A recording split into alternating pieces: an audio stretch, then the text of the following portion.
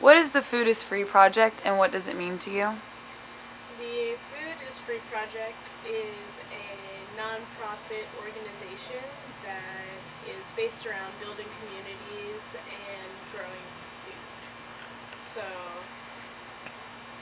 what it means to me, that's a hard question because there's so many different answers. But one of the main things that really drew me to it in the first place was that everybody learns how to share what they grow so that nobody really goes hungry, you know. So that to me is a really important factor in communities that we've kind of lost.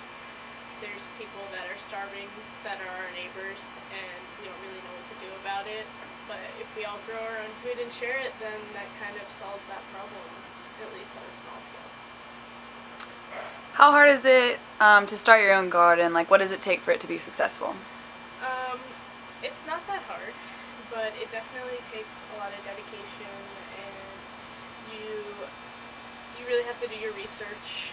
Um, Plants react differently in different environments and under different circumstances. Like what plants are planted next to them, like affects them. So it's a lot of information, but it's definitely worth it. Are there any like regulations you have to follow, any guidelines, or is it pretty much a self-guided mission? It's pretty much self-guided.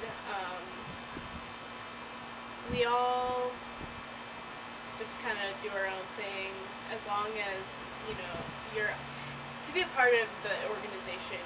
You have to do the food is free thing, which is like if you have extra harvest, you give it away. So that's kind of the only regulation. So, will everybody in the neighborhood, do they grow different things? Everybody has their own vegetable they grow, or is that kind of up to you to decide? It's pretty much up to you. You grow what you want and you give away what you can. So that's kind of just how it is. We don't really regulate that sort of thing. Is there a good following in Jacksonville of people who want to do this, or is it pretty much limited so far? So far, it's kind of small, but that's how everything starts out. There's a lot of community gardens. I think there's at least 3 different ones just in the Jacks Beach area, and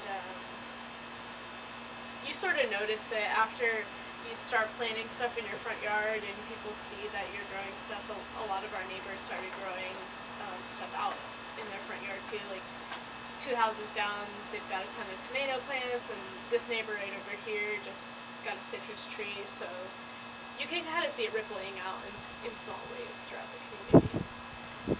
Is there one experience in particular that made you want to get into gardening and sharing food with everybody?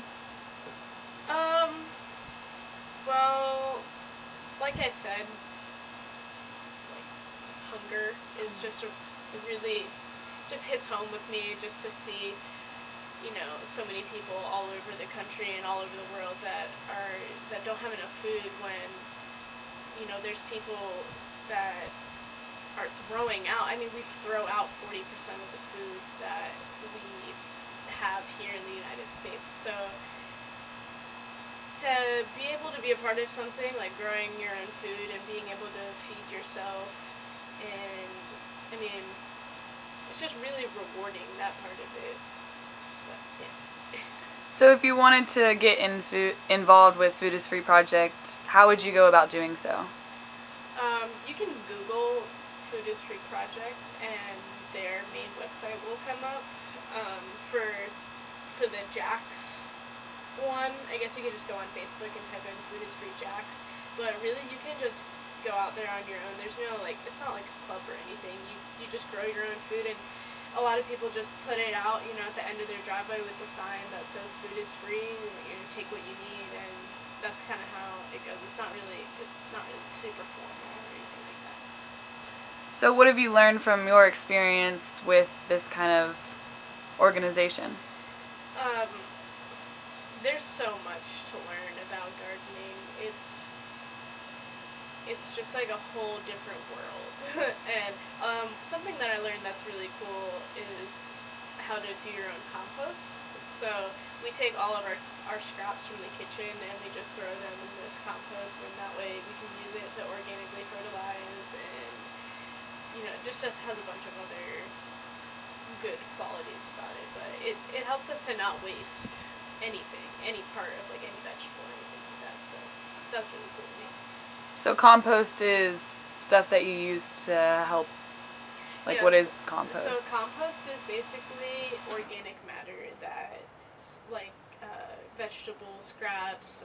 I think we even throw like weeds in there, just like anything that is going to decompose, and then you put worms in it, and then the worms help to also decompose, and it's just a super awesome thing to add into your soil to give it more life. So um, it's really important that your soil has bugs in it, because without, if there's no bugs, then you know how are your plants gonna grow?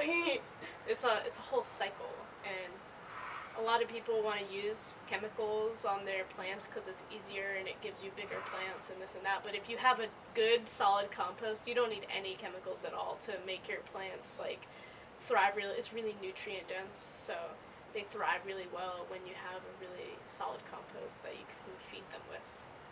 So, is there anything you'd like to say in closing? Um, as a closing statement, I would say that if you have any interest in gardening, that you should start doing it yourself in your backyard or on your balcony. There's so many different ways. People think you need like a bunch of land or a lot of room. You can have.